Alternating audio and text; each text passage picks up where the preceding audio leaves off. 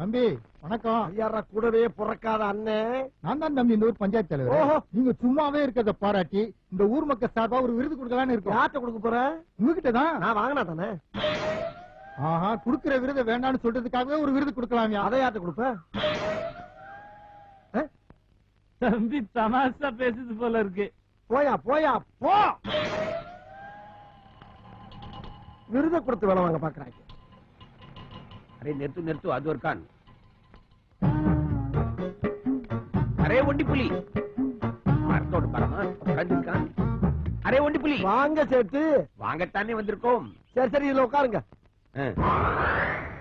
இதுலயா? இதுல உட்கார்ந்தா டீக்குமே. நான் ஏற்கனவே கிழிஞ்சுதான் கிடக்கு. சரி என்ன இந்த பக்கம்? ஏய் இடிச்சேன்னா என்ன ஒண்ணும் தெரியாத மாதிரி கேக்குறேன். ஓ மனப்பாடம் பண்ணிட்டு வந்திருக்கியா? சொல்லு சொல்லு சொல்லு சொல்லு. தாங்கள் என்னிடம் வாங்கிய கடன் தொகை அசலும் வட்டியுமாக 15,332 ரூபாய் 40 நயா பைசாவை திருப்பித் தருமாறு பணிவன்புடன் தங்களை கேட்டுக்கொள்கிறேன். என்னது? மார்க்கா சொல்லு. அரே அது கடைசியில் தான் சொன்னேன். டிகே சொன்னாலும் முதல்ல சொன்னாலும் சொன்னதுதான். டேய் இந்த பீலா விட்டு பம்மாத்து வேலை எல்லாம் எங்கிட்ட காட்டுற நான் தரிப்பாயில. இதை மட்டும் நல்லா சொல்ற, அதை சொல்ல மாட்டேங்கிறேன். ஊருக்கு வந்து உடனே முதல்ல கெட்ட வார்த்தை தானே கத்து கொடுக்குறீங்க. இதையும் கத்துக்கிட்டு நான் காசை கொடுக்கிறேன். போ போ, கூட்டம் போடாத போ.